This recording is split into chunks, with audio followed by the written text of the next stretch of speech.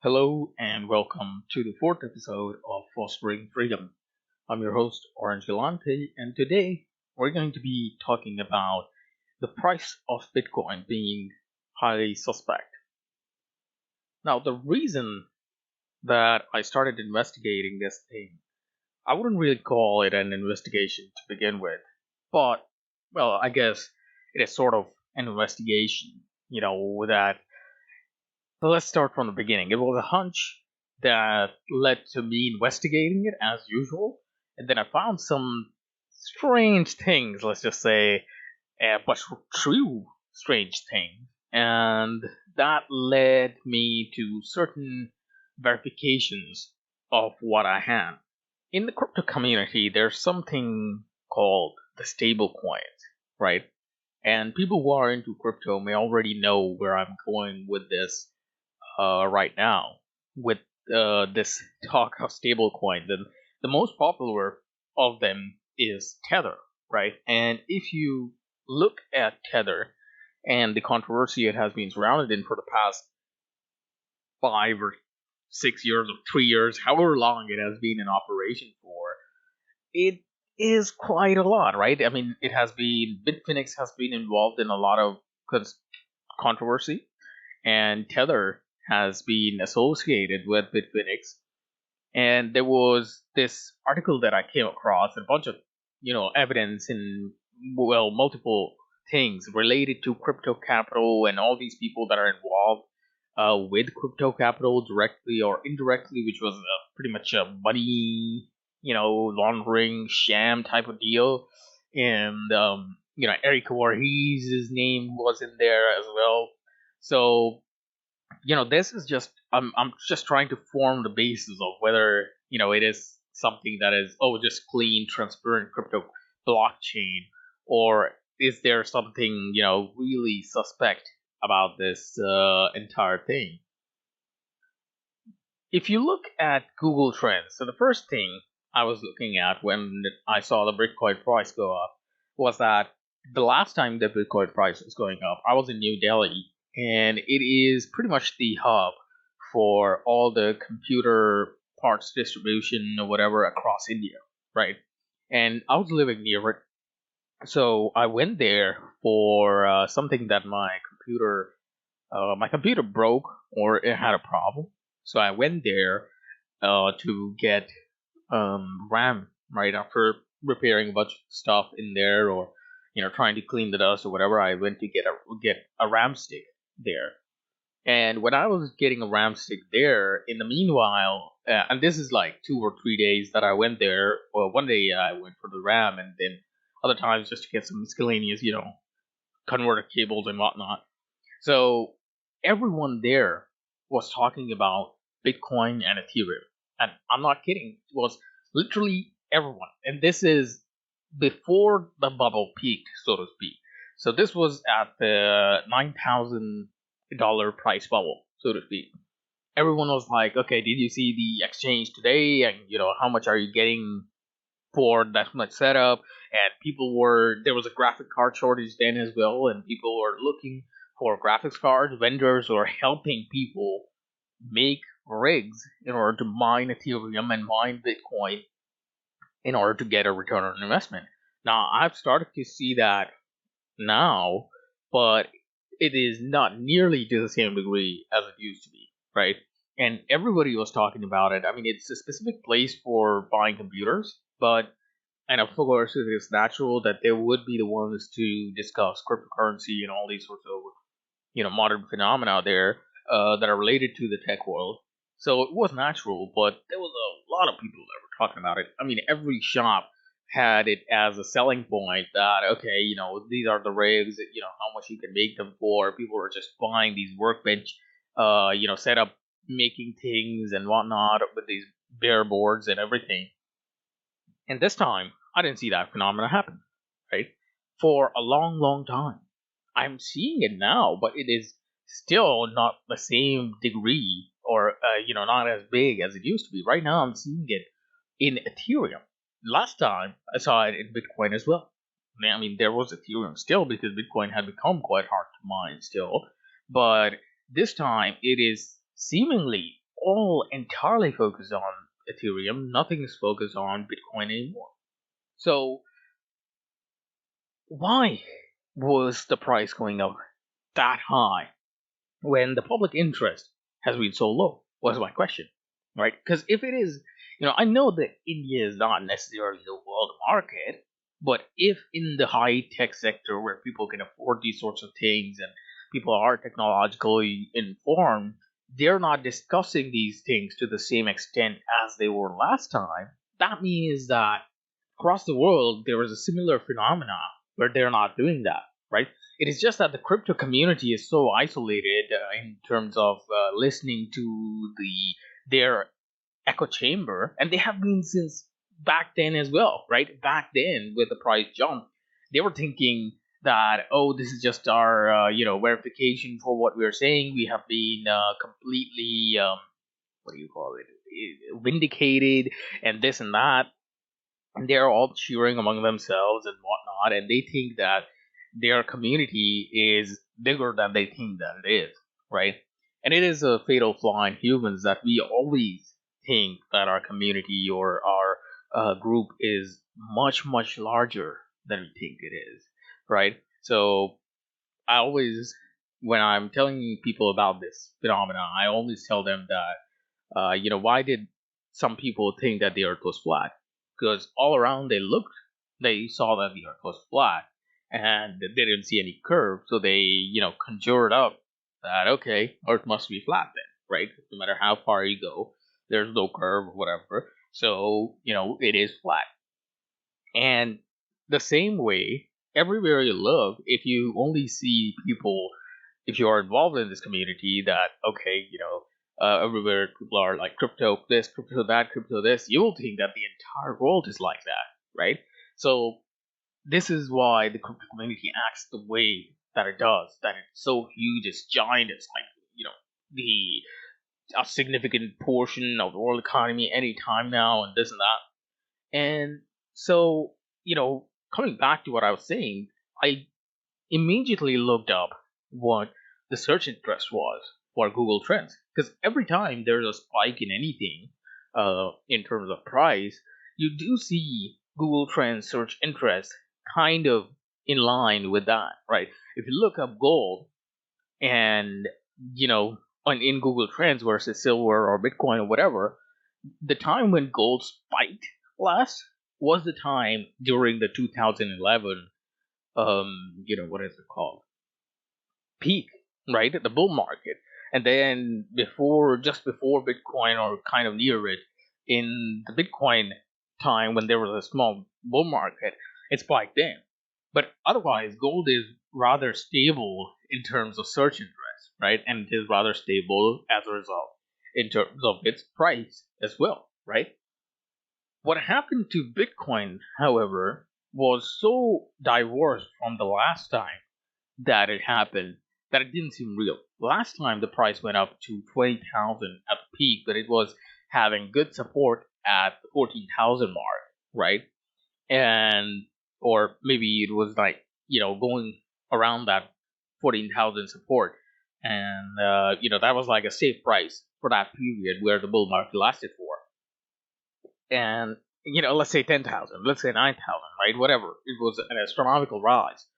And the Google search interest at that time was 100% right now. If you consider the maximum interest that we have seen so far, you can do this on Google Trends yourself. Just go on Google Trends, type in Bitcoin as one term, second term Bitcoin price, third term gold, fourth term silver. See the interest yourself. Take the year to last 5 years or max, right? You'll see that Bitcoin peaked at the 2017 record, or 2018, whatever time it was, in terms of price. You can overlay that with the Bitcoin price graph, and you'll see that, okay, that peak is there 100% in line with public interest. This time, however, the public interest has gone down. It's at the peak of it, I saw it at 65% public interest in Bitcoin, in search interest right now, when it first hit $55,000. Now, when it's 57,000, I'm seeing it less than 50%, less than 50% of what it was last time. So coming back to Tether and tying it all in, what is Tether, right? What are these stablecoins? And a lot of people have speculated about this. It's not just me who's saying this as an original thing, but I think I have a theory for why Tether is doing this and why they want to do this, why these exchanges want to push Bitcoin on and on and on, right? And I'll tie it into a giant, conspiracy theory. Let's just put it as it is, right? I mean, it's not per se a bad thing that it is a conspiracy theory. If I'm validated, sure, I'll take it. But it just seems very plainly logical in isolation that these things happen. So I'm willing and open to be challenged about this and to, have my mind changed that, it is just enthusiasm in the crypto community that is driving the price of Bitcoin up to such a high. But I don't buy it simply because of Google search interest. If general people were that interested in Bitcoin, and it wasn't just this little crypto community, right, which is just pumping itself up and up and up all the time, we would see a rise in general search interest. We wouldn't see it being below 50% of the record that we had last time, and it being like more than double, triple, 5 times the price, right? Roughly 5 times the price of last time. And you're telling me that the public is not even half as interested right now as last time? I mean, you gotta be kidding me, right? Even if you account for Bing or whatever, it just doesn't get there, right? So what is happening, from my speculation, is Bitfinex, Tether, and all these companies, all these early exchanges have been involved with one of the more elite people associated with the crypto scene from a very early time. You have Eric Voorhees, who had an office close to Crypto Capital, or and Crypto Capital was associated with Bitcoin. If you look the article up about Crypto Capital, just type in Crypto Capital Coin Intelligence, right, and you're gonna get it. And you have a lot of, there's an investor in sports teams and a bunch of others that are all associated with these early cryptocurrency moves, right? And this was, I think, after or before the crypto boom in 2017, right? So I'm not specific, on the dates, but this is the general area where it happened. Then, so Tether, what it does is it's basically $1 per tether, and that's what they claim it is, and set the exchange rate as. The exchanges themselves that are of Bitcoin, these call it, coin wallet size. They're the ones who kind of accept it as it is, and they're the ones. Tether guarantees that okay, it is the same as a U.S. dollar, because when you buy Tether, you buy it as if you're buying U.S. dollars. There's nothing, different about it from that point of view. What I think is happening is Tether and all these exchanges that are associated with Tether. So let's create a scenario to give you a picture of this in a better way. Let's say that when this crypto bubble happened, or crypto boom happened, there were a lot of people that were stuck with their Bitcoin, or that had bought Bitcoin at the 5,000 price level, right? And these are all the social media elites and whatnot. Well, social media, social elites, I'm saying, and all these people that have vested interest in Bitcoin, they're at the 5,000 price level. They don't see it going anywhere in terms of public interest. Because if you look at Google search trends, Bitcoin hasn't been on an overall upward trajectory. It goes when a boom happens, search results climb up, and boom, it goes astronomical. Then it goes down, and the search interest stabilizes, right? And then boom, it goes up. Like right now, it's going up, and then it kind of has crashed down for a bit. Maybe it's a small correction for an astronomical boom again, because it just hit record levels again. It's at 57,000 as of 13 March right now at 12 a.m.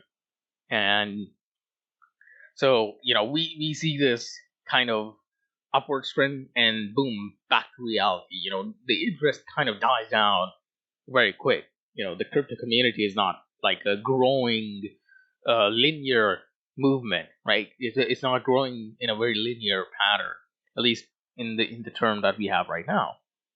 So all these people that are that have vested interest in cryptocurrencies, they realize, and this is a scenario I'm setting up, they realize that okay, we are sitting with a lot of Bitcoin, all these exchanges as well that have invested in it, that are all anonymous with banks and companies, and obfuscated their entire origins through multiple companies and shell exchanges and this and that, and banks that are very small in Europe where you can't really trace them and who's in charge of what and all these sorts of things.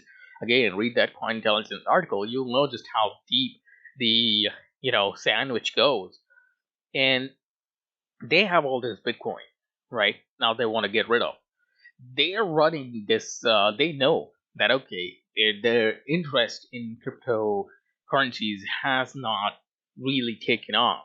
What can they do about it? Because Bitfinex is the one that made Tether, right? And this is just a theory, so don't sue me for this or whatever, as if I'm saying that this is reality or anything. I'm just theorizing what could happen.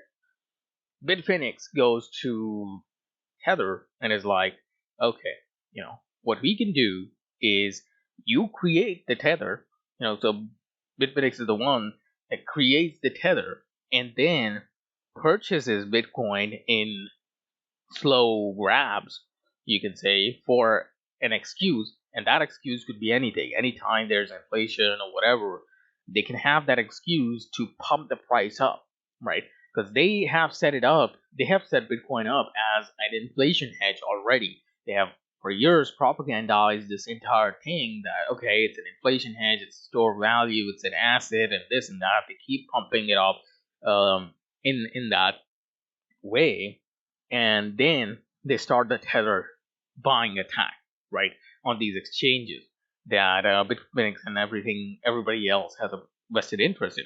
When Tether buys, the price that is shown for Bitcoin on these exchanges and all these places is in USD, right?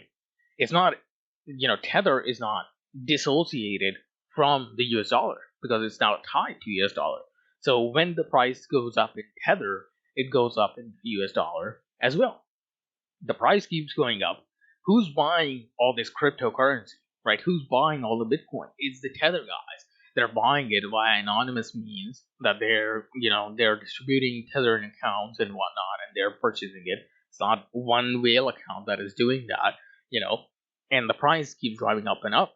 Now, when the price does drive up and up, what these people that, the elites who are involved in the exchanges that have this extra Bitcoin with them, what they do, then their strategy is to get their Bitcoin out, right? And when the price, let's say it goes to $40,000 from 4,000, they have 10x their returns. Whose Bitcoin is being sold here?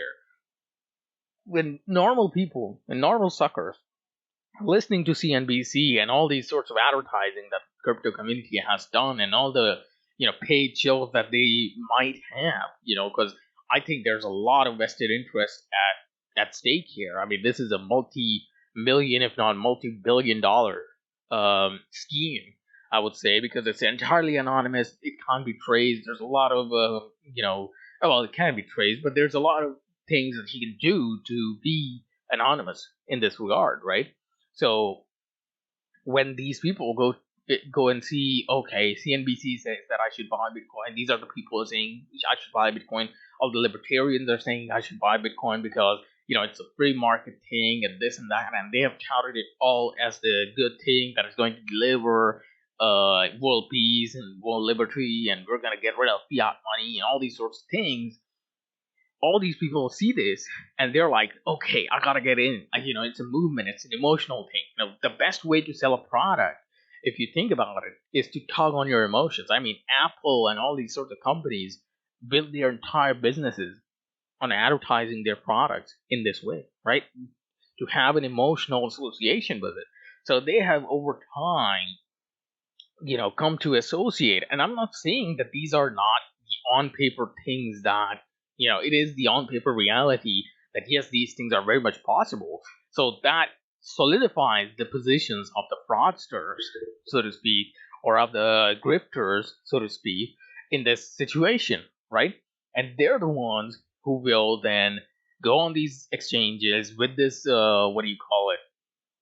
you know, USD price, and they're like, okay, I am like 30 years old, I'm a boomer, or maybe I'm a young kid, and I'm seeing this movement happen. This is completely, an Austrian economics movement. The regression theorem agrees with this, even though they don't really have too much of an idea what it's about, and all these sorts of things that they see, and they purchase it with their credit card, right? With the tether that they buy with their credit card or whatever, right? The people who are selling it, who have held it for, when it was 4,000, that have a vested interest in it going up, associated with Tether and associated with all these sorts of exchanges, they get their Bitcoin out through these exchanges at a 10 times the return value than it otherwise would be, right? Normally, perhaps it wouldn't go up without Tether printing up all the USDTs in existence in secrecy and buying Bitcoin with those USDT, right? To the public, when they buy a USDT, of course they're buying it as if it's $1. But Tether themselves, whatever they're printing, either they're printing in excess or whatever, they're buying all this crypto with the Tether from these exchanges, from these vested interests, and that drives the price up in USDT. That is reflected as USD as well, because it's now accepted that one USDT is one USD, right? And they have their calculation, whatever that they put up for keeping the price at that level. It's always like, 10 decimal places afterwards. There's a little bit of deviation, but that's about it. I mean, there's nothing more to it. It's pretty much the same, right? So the suckers who are buying in are buying something at the interest of all these people that are getting their Bitcoin out right now. And Tether has an interest to drive the price up and up and up of Bitcoin in doing so, right? The thing that I think that they're waiting for is that, okay, when the price of Bitcoin does go up, since you guys may be aware that there's a lot of people that have not sold their Bitcoin. Most of the Bitcoin is tied up in accounts that have not had a single transaction in like 8-10 years or something, right? Which they say is not a problem at all, and whatever, I mean, there's a lot of speculation about what they're waiting for and all these sorts of things. So, you never know what's going to happen. I mean, perhaps that Bitcoin is completely lost. It's on lost hard drives or data hard drives or whatever. So we can't really say anything about that. But what they're waiting for is all the people that are holding Bitcoin to, so that the exchanges don't really have to abide by, well, what they're waiting for, in short, is that all these people that have a vested interest in it, they get all the Bitcoin that they want out of the system and make a profit, a huge profit in USD that they can distribute among themselves, right? Or that they, want with their Bitcoin.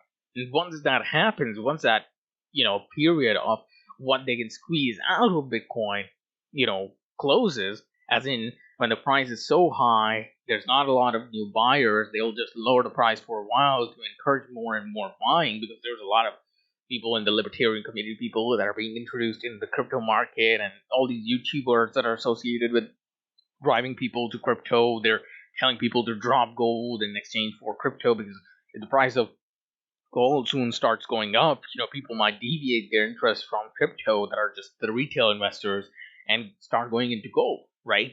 And they don't want that to happen. So instead of targeting drop dollar or drop your equities, they drop gold, right? That's their agenda. That, okay, drop your gold, dude. As if people are holding so much gold. I mean, there's more gold in Indian women wearing household jewelry than at Fort Knox. Come on, stop kidding yourself.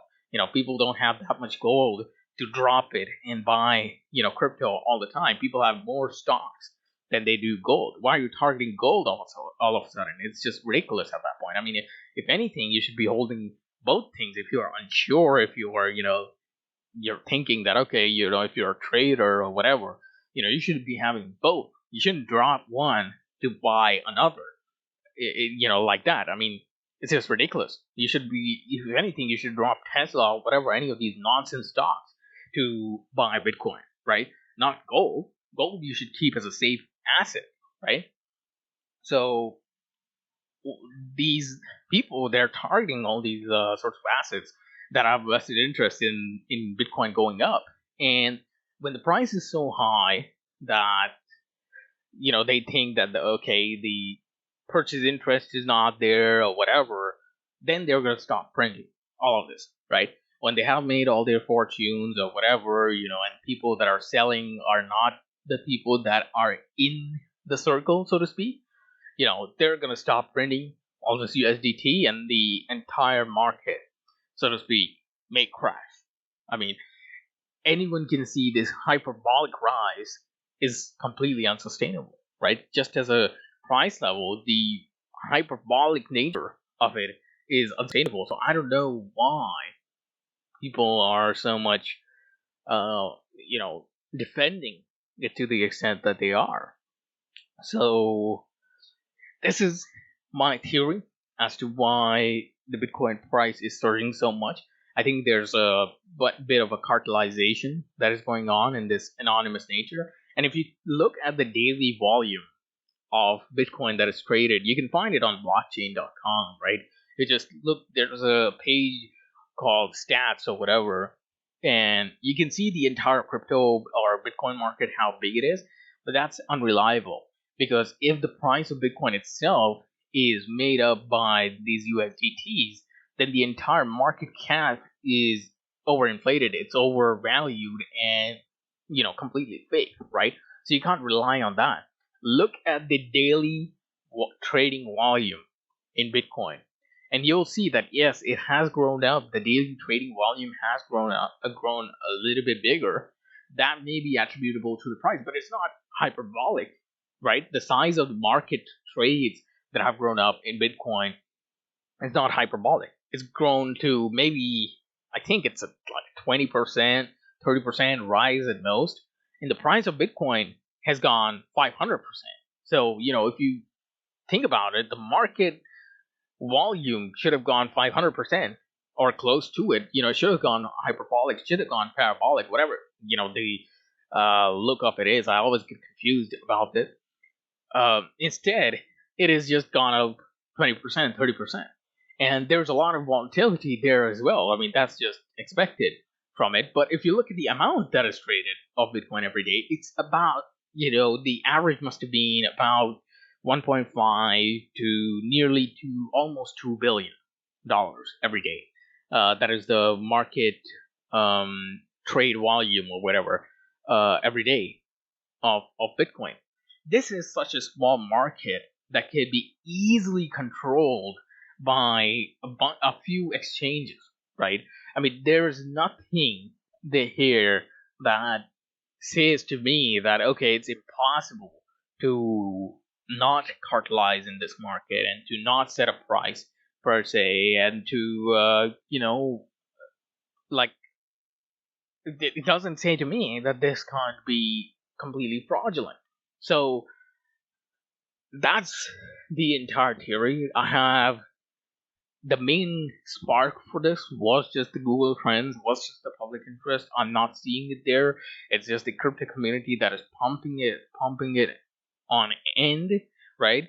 There's a lot of, I think, with that big of a market, with as many vested interests, it's nothing. It's chump change to hand over $250,000 a year to a YouTuber who has a small channel whose life may be turned around by that amount. Maybe your channel is like, 10,000 subscribers, 5,000 subscribers. A company comes along or exchange comes along, gives you $40,000 to, have Bitcoin. You're never going to say anything negative about it. You're never going to suspect anything about it. I mean, maybe they're just padding their pockets with this.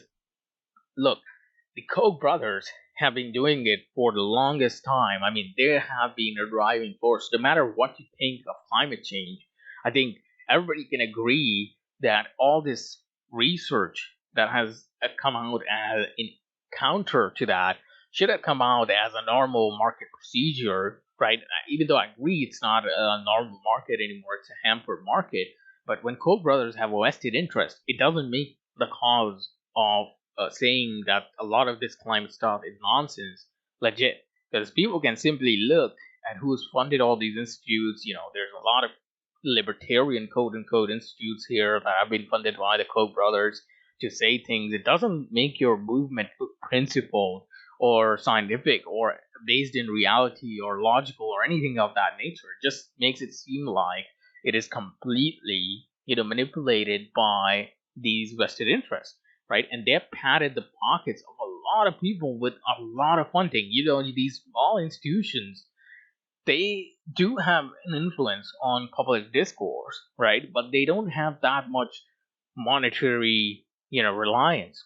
Koch brothers can come along with $100 million, throw it at these institutions, or maybe 50 million, $15 million, whatever.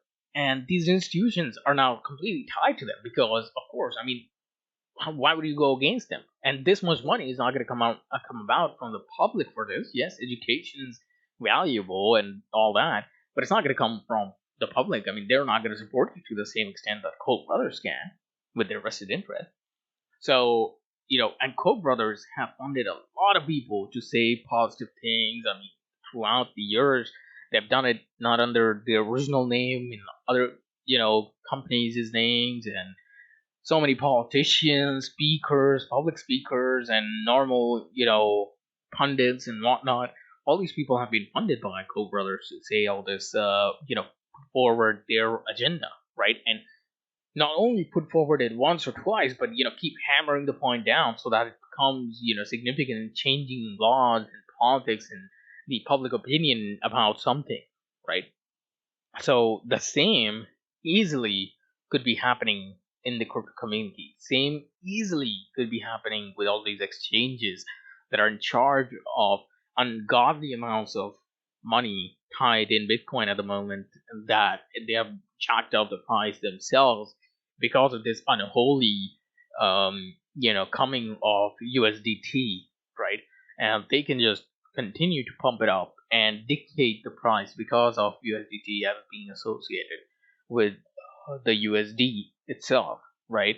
And get rid of all their Bitcoin, get rid of all this nonsense, and promote their agenda through these pundits that dictate the zeitgeist in the crypto community of what it is going to be, right? And I think particularly it is associated with Bitcoin, primarily because I see the Bitcoin community being more rabid than any other crypto coins, and they are very vile about this. They are like, okay, all else are shit coins, go into Bitcoin, don't go into shit coins and this and that. If you look at it, there's no basis here for calling anything shit coins and this coins and that coins. All of them are shit coins from my perspective.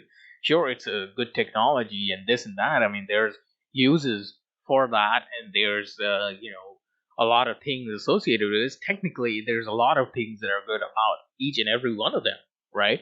There is no one coin with something that is all negative that you can say. I mean, except for the meme coins and just the usual grift that is being used to make money for their founders. I wouldn't say that a lot of them are that bad. I mean, recently I heard about Nano, right? What is Nano? Nano doesn't have a lot of transaction costs, or no transaction costs, I guess. I mean, it doesn't have a lot of things that is a problem with the more mainstream currencies, right? So why would people not just simply choose those as something that they want to go with, right? But the Bitcoin community and their pundits are very rabid about this, right? They're all rabid about all this nonsense that, okay, this is proof of work, this is proof of this is proof of that. So this is why this is important, that is why that is important.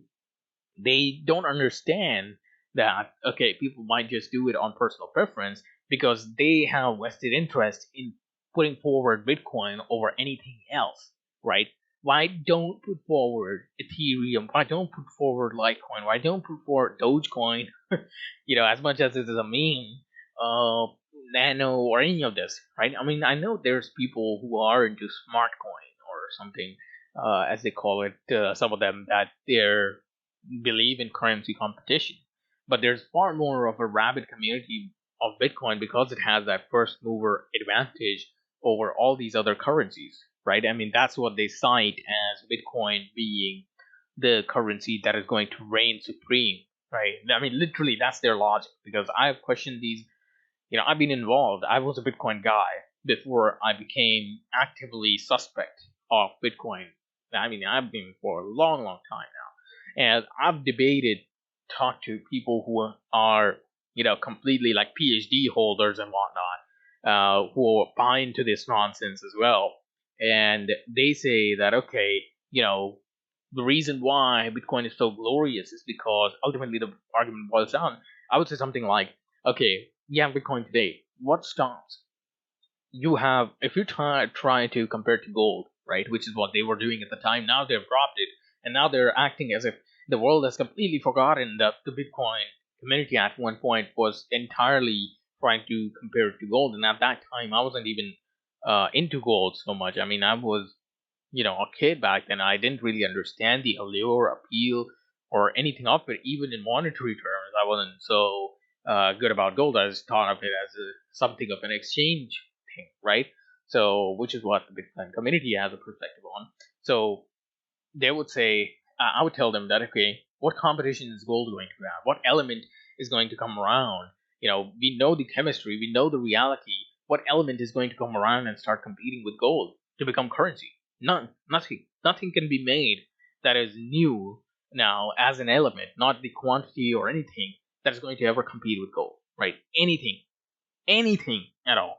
You might say, oh, they might discover a new element, whatever. They're only going to discover radioactive elements because that is how the periodic table functions. The periodic table is very serial at this point, right? It goes up in terms of the atomic number. So now the only elements that we have not discovered or created ourselves are the ones with higher atomic numbers, right? They're not the ones with smaller atomic numbers. So we can't have new elements that are created anymore, right? And when I talk to these PhD guys who are into these, nonsense things, they agree because they are aware of all this. But they say that, okay, even if you can have competition for Bitcoin, as in someone creating an exact clone of Bitcoin, but having certain better characteristics, why would people not choose that? Because it's more easily mineable. There's also the same characteristics of Bitcoin. The point entirely boils down to the first mover advantage. Why is that? Why do you think that is? It's because they don't understand the public perception and why money is what it is. See, gold and silver, they're ideal commodities, which is why they have become currency. Copper to some extent, but it gets spent, it corrodes, right? It gets spent without the actor's instruction, which is what makes it unsound, right? So for long term, which is why its abundance also dictates that because it's so abundant that it can only be used in smaller amounts, right? As a smaller division. So if you lose a bunch or a very small amount of something that is already very, very small in exchange, say a penny, it is inconsequential, right? So that corrosion itself that copper gets and the amount that is lost from that is very, very inconsequential. Gold and silver don't corrode, right? They don't lose. Silver tarnishes only because of the industrialization, and tarnish itself is a layer of H2S that gets on it. You don't lose silver because it gets tarnished per se, right? The silver underneath, there's a layer on top of silver. It's not the silver itself that is forming it. It's not like rust, right? So these things don't corrode, right? They don't get spent without the actor's instruction, without the holder's instruction, which is what makes them sound, which is what makes them ideal commodities, right? What do you have to say in that regard for Bitcoin, for these crypto communities? I don't want to hear about your ideal technology and all this nonsense, right? I've heard about it hundreds and hundreds of times. I barely keep my cool when I listen to this argument. It's the technology. Anybody can make technology, okay? What else about it is so inherently valuable now that you're saying the Bitcoin would have, has to have that advantage, apart from this first mover nonsense that has been perpetrated by Silicon Valley. Because by being first mover, all they mean is that they are the ones who have more special interests than others. There are no special interests here in the Bitcoin cryptocurrency scene, except for the special interests of these vested interests of these exchanges that are putting it forward, right? So this is the entire theory that I have, is that there's a lot of people tied into the price of Bitcoin going up. They want to get all the Bitcoin that they have on them out before on a profit, so that even if they get half of their account out, right, half of their wallet out, the rest of the wallet cannot get out. Let's say that I bought, okay, let's explain this. Let's say that I bought 100 Bitcoin at $500, right, of a price. So I have, $50,000 worth of Bitcoin. The price of Bitcoin goes up to $2,000. If I only sell half of my Bitcoin and the Bitcoin crashes afterwards, I still made a profit in USD terms than what I did before. So that's the mentality that all these people have. They don't want to get out, all of the Bitcoin that they have. They want to just get out as much as they can, in due time. And that's what they're doing. That's the vested interest that is at work here. That is what I'm theorizing. That is my speculation.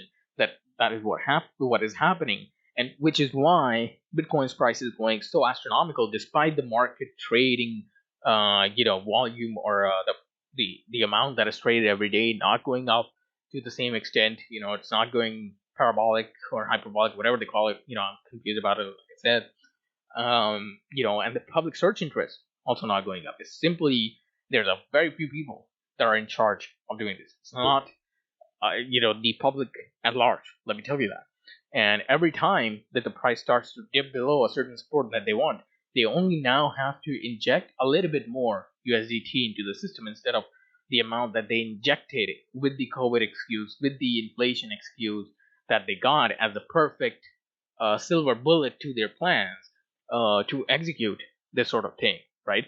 So, that's all I've got to say about it. I mean, if you know someone who needs to hear this, who needs to consider this, even if you are a bull, you must consider this. I mean, if you are just completely brainwashed into this nonsense, I don't know what to tell you. But if you know someone who is going all in, balls to the walls, at best, I would advise you to. I'm not a financial advisor, just saying, but my tip would be, it's not advice, it's tip, would be to be safe in regards to your investment. Don't go all in, don't go balls deep. Even if you think that what I'm saying is nonsense, I think it's best to consider that this may be a reality and hedge your bets accordingly, right? And if you have someone who is going completely balls deep into Bitcoin, who is going completely balls deep into the crypto scene, as if this is a completely people's money or whatever, make them realize that it's not an entirely people's money. There's a lot of vested interests at stake here that want this to go up, right? It's not something that the market is, has made emerge and wants.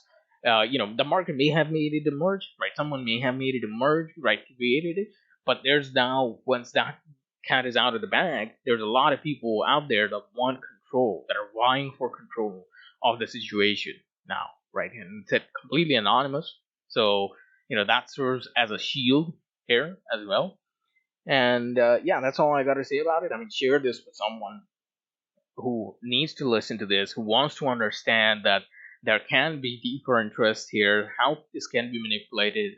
Let them read about Tether and Tether, what they're doing with gold, which I haven't even covered, which I won't cover in this episode. Perhaps that's for the future. That now Tether is also getting into gold. So why are they, doing that?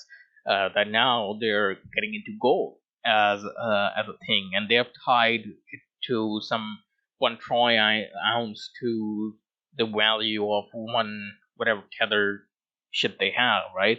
And they don't let you have delivery unless you were in Switzerland, which is kind of strange in my opinion. I don't know, maybe all others do it as well. And there's a little bit of a weird air, I would say, surrounding that too, because what these elites might be trying to do behind the scenes is that they might try to get gold when it's cheaper right now with all the cash that they're acquiring from Bitcoin.